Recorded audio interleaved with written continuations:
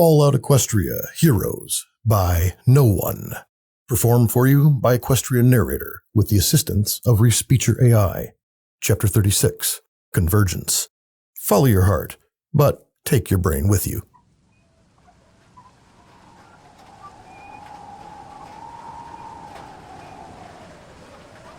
The rain beat loudly against the burned-out ruins of the house. It was a steady sound, loud but predictable, unlike the thunder. The sky would split asunder somewhere in the black of night, and the world would become day for half a second, bathed in a sickly white glow. Then that too would fade, leaving only the boom of thunder to come after it. It's good that it takes a few seconds between the lightning and the thunder. Curly Fry said beside me, his face briefly illuminated by another flash. His red tinted armor shined prettily in the light, and I could count all the apples he had painted on his flank. The longer it takes, the further away the danger is. When we escaped, there was no delay, and the thunder and lightning came as one. And rain dance? How long must we stay here? I asked. It had been a day and a half, all rain, all thunder. It never seemed to end. The streets of the ruined town ran with small rivers and were filled with mud. I couldn't be too upset, considering how much nicer Curly's hospitality was this time, though he did spin on fire. Where do you plan on going? He smiled down at me, dim in the light of my pit buck. You wanted into the facility, did you not? My Applejack Rangers can help soon. Apparently, a lot had happened to the Steel Rangers in the north, as Curly Fries found out. There was a civil war of sorts, and these new Applejack Rangers had apparently dedicated themselves to helping the wasteland. Not that I trusted them. Curly and his exile from the Caledonian Rangers went north, found them, and brought them south, uniting those who felt disenfranchised with Blackwater's way. The true leader of these Applejack Rangers was a small mare called Lemon Cake, who, appropriately, was bright yellow, with a darker yellow mane. She seemed to rely on Curly a lot, though, especially in dealing with these southern rangers. She was off somewhere, overseeing the siege of the facility. Blackwater had been forced to retreat into the facility, blocking the entrance. But inside, she was apparently fighting the other groups who had found their way in. Lemon Cake was sure it was only a matter of time before she surrendered, but I was less sure. They were hospitable guests, though, especially after we crash-landed right in the middle of their siege lines. Serenity broke a leg in the fall when Flash had lost a few more teeth. The crash also reopened Flair's wound, and when the lightning struck Rain Dance, it apparently did a lot of internal damage. That was not counting what it did to his coat, which was now crisscrossed with scars that looked like veins across its skin. He didn't mind those so much, given how badass they looked. All of these wounds the Applejack Rangers gladly looked after. It could have been worse, though. My leg was damaged, but the rest of me was just a little banged up, and Platinum Haze's small injuries were quickly healed by the ambient radiation inside her, and Moondancer escaped with only a few small burns from the preceding firefight.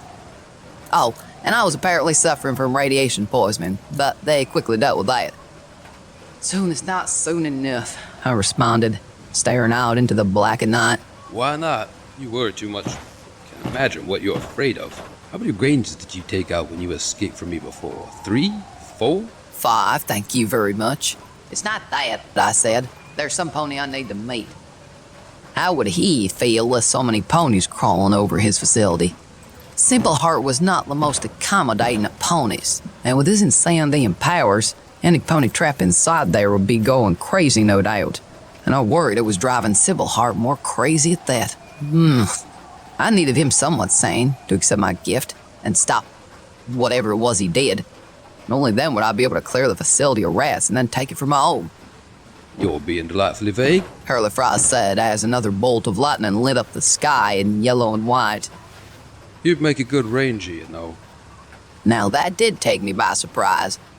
I gave him an appraising look, trying to figure out where the mockery in his statement was, but I couldn't find any, so I had to laugh. I'm being serious. You're a North Pony of strong convictions. Just imagine how unstoppable you would be in power armor. It was true, but the thought made me laugh even harder. Do you have any little fit? I won't join, but I would like the armor. I figured as much. Whatever happened with the Applejack Rangers did a lot to calm Curly Fries, which could only be positive, though he still looked ridiculous with his pink mustache. Lemon Cake says the Applejack Rangers are looking for ponies to fill their ranks, and said I should ask you. I knew it wouldn't go through, though I feel like your daughter would make a good scribe. Serenity was in the room too, looking smaller than usual, as she slept fitfully. There was a small white cast on her left foreleg, and she said it still itched and hurt at times. I did what I could to help by writing a little note on her cast, which got her to smile and made her decide to doodle all over the cast to make it prettier. There's a lot of things she'd be good at, I said proudly. I can't decide that for her. Though I already knew it would have something to do with cybernetics. She already asked me twice if she could just cut off the broken leg and replace it. I wasn't sure if I was supposed to find the cute or crippled. Probably a mixture of both. Maybe another time. We have more pressing things to worry about. Thunder cracked overhead again. The facility is a mess, you know. I wonder who is to blame for that. Curly Frost said with just a slight sneer. Are you gonna arrest me again? It's worth thinking about. He chuckled to himself. We're here, the Steel Rangers as well. We've seen some of your cybernetic comrades. What are they called? Hazai? We caught a few raiders from the north, Crimson Hoof, sneaking around our camp. And then, that is not to mention those damned robots inside the facility we've heard reports of. Now the Enclave are here too. He sighed. I blamed you for a long time for everything that happened to me. I wanted to kill you, you know. The feeling was mutual. But it's too late for that. I hope you know what you are doing. Things are getting dangerous. Were they ever not? I closed my eyes. There must have been a time. Felt like forever ago. Fair enough. I heard hoofsteps from behind. He didn't really bother to look, but Curly did. You. He said, his tone venomous. Just so. I turned my head to see the Blue Pegasus walk into the room with a cool air of confidence, despite the bandages wrapped around his back. He had gotten a lot stronger in the past few days. The healing potions helped heal his wounds, but the scars were still there. What do you want? Curly Fries, for all he had changed, did not seem intent on forgiving Flair for what he did in the past. Not that I could blame him, but it made the last few days dangerously tense. If Lemon Cake had not insisted that Flair be helped, Coley probably would have killed him while we were still recovering from the crash. Her.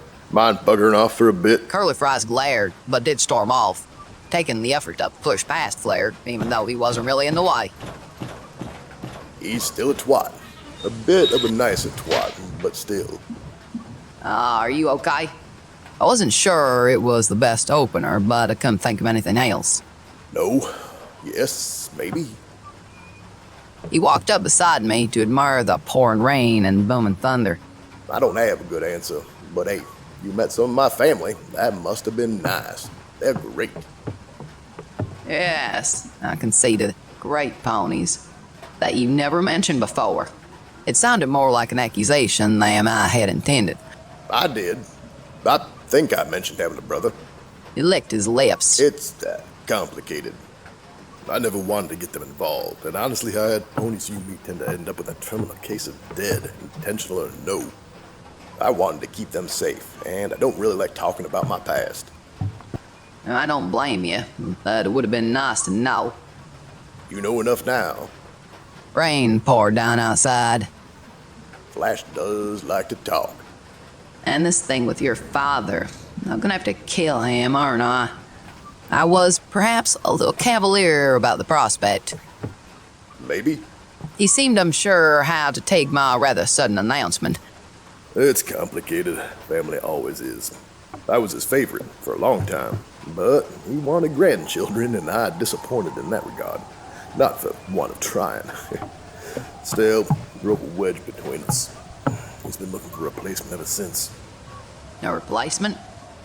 Of all the craziness that had happened to me, my mind started thinking about clones or some stupid shit. Another favorite. Flair clarified as he stretched one back leg, then the other. He's big on fighting, war, what have you. Now that I'm a disappointment, he's been looking for some pony else. I think Flash's older daughter holds that spot now. He glanced towards the room he came from, where the rest of our party was sleeping, other than Serenity. So, He quickly changed the subject. let's talk about you. Me, You made a big deal about me hiding some facts about my family, he said with an enigmatic smile. while you stand there half a mystery.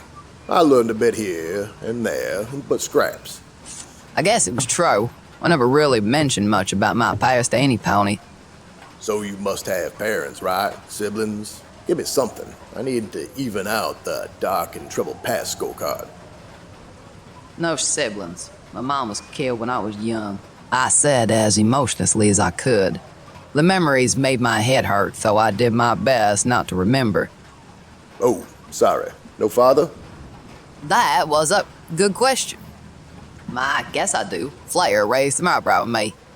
I mean, to be born, I never knew him. Probably a raider.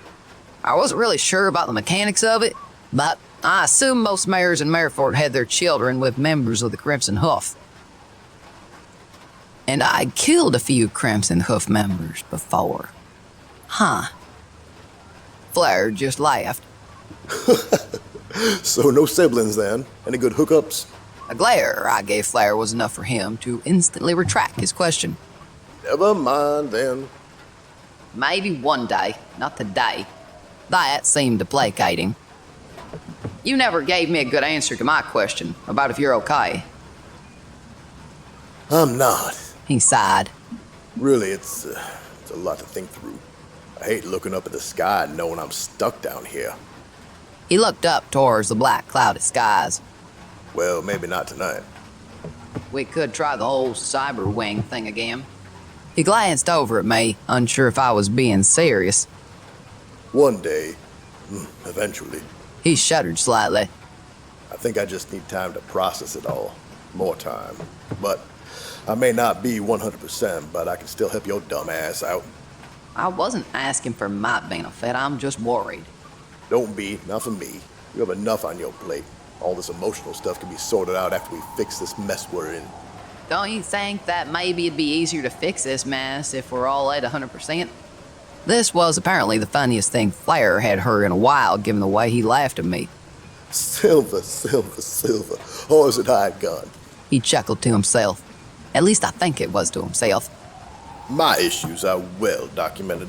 Serenity is dealing with more death and destruction than she deserves, and this is beyond her previous attachment issues. And Platinum Haze is 10 pounds of crazy in a 5-pound sack. Then there's you. Nay, I pretended not to get his meaning. Sweetie, you talk to yourself when you think no pony is noticed. Half the time I talk to you, you look like you're looking past me, listening to some completely different conversation. You're neurotic and completely unstable. Well, that was just a bit unfair. So, what's your point? I knew his point, given the direction of the conversation, but I was feeling particularly defensive when my flaws were painted on a canvas before me. From outside, thunder cracked and lightning struck. And I saw a sad smile on Flair's face. This thing we're doing, stopping the watches, saving dice from itself. This crazy plan of yours, you won't even tell any pony. These aren't the plans or actions of ponies at 100%. These are the actions of the flawed and damaged, the weak and weary. If we stopped everything to see a few good psychiatrists to sort out the mess in our heads, nothing would get done. I know that. Considering my plan for this conversation was to make sure Flair was okay with everything that happened, I was completely unprepared for this turn of events. Do you? He looked out toward the rain. Maybe I'm wrong, but it seems to me you're looking for something that doesn't exist. You want a hero to come down and save us, a perfect creature to burst forth and do what needs to be done. And you keep comparing yourself to this myth and coming up short. What is the nature of a hero and all that? Where does this come from? I wasn't sure what he was looking for. Never mind. He let out a sigh. Maybe I'm seeing things that aren't there. I just mean, don't compare yourself to impossibilities. You're not perfect. We're not perfect. But perfection never saved any pony. I haven't saved any pony either. You saved me. There was a flash of lightning somewhere back behind us. the light filtering through the busted open windows, and for a second I thought I saw rain pour down his face. Before I had a chance to say anything, the door behind us burst open. Hard fucking gun. I turned my head to see a small yellow mare in heavy power armor. Paladin Lemon Cake, the leader of the Applejack Rangers, near dies. Lemon? We helped you. Lemon Cake was small, but struck an imposing figure. Her mane was cropped short, though it was soaking wet, and the eye patch over her left eye and corresponding thick scar made it clear she was difficult to kill.